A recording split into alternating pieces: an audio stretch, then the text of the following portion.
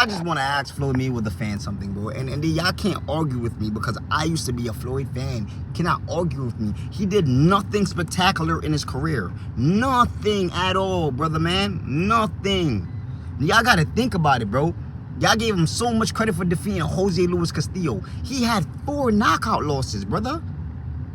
4 knockouts. So that means them guys that knocked him out did a better job than Floyd that went 12 rounds with him that arguably lost. So what was so special about what Floyd did with Jose Luis Castillo? Nothing. His performance was so underwhelming. He had to rematch him. He had to rematch him. What was so special about him having Ricky Hatton moved up from 140 to 147 pounds? Nothing. What was so special about him having Juan Manuel Marquez move up 2 weight divisions, fought him at a catch weight and miss weight? And he was 20 pounds heavier than Juan Manuel Marquez and couldn't stop him. What's so special about that, brother, man? What's so special about him being Oscar De La Hoya when Oscar De La Hoya was coming off of a loss by Bernard Hopkins? Why didn't he fight Bernard Hopkins instead of Oscar De La Hoya? I just don't understand. It's like, I just don't get it. Y'all said he defeated 23 champions. How? How can the man defeat 23 champions if 16 of those guys were not holding a belt? That does not, if you're not holding a belt, you're a former champion, not a champion. But they counted as being a champion because they want to make up some type of stats for him to try to make it look like he's the greatest because he defeated the most champions. No, he did not. No, he did not. That would definitely be Manny Pacquiao. And I could put my money on that.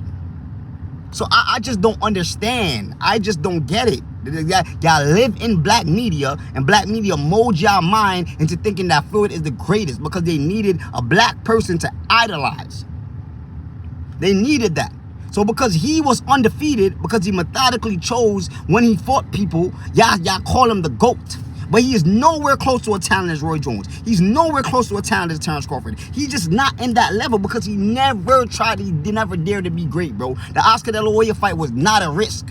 He noticed Oscar De La Hoya was slowing down. He just got knocked out. That was not a risk. He didn't take risk. He didn't take risks throughout his career. Zab Judah was coming off of a loss by the hands of Carlos Baldomir.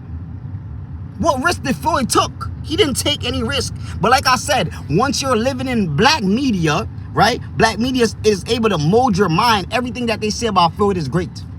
Everything that they say about Floyd is great. He had to rematch Mandana because Mandana arguably beat him. If he was that great, he wouldn't have to rematch anybody. Name one opponent that called for a rematch with Terrence Crawford. That really wanted to rematch Terrence Crawford. None.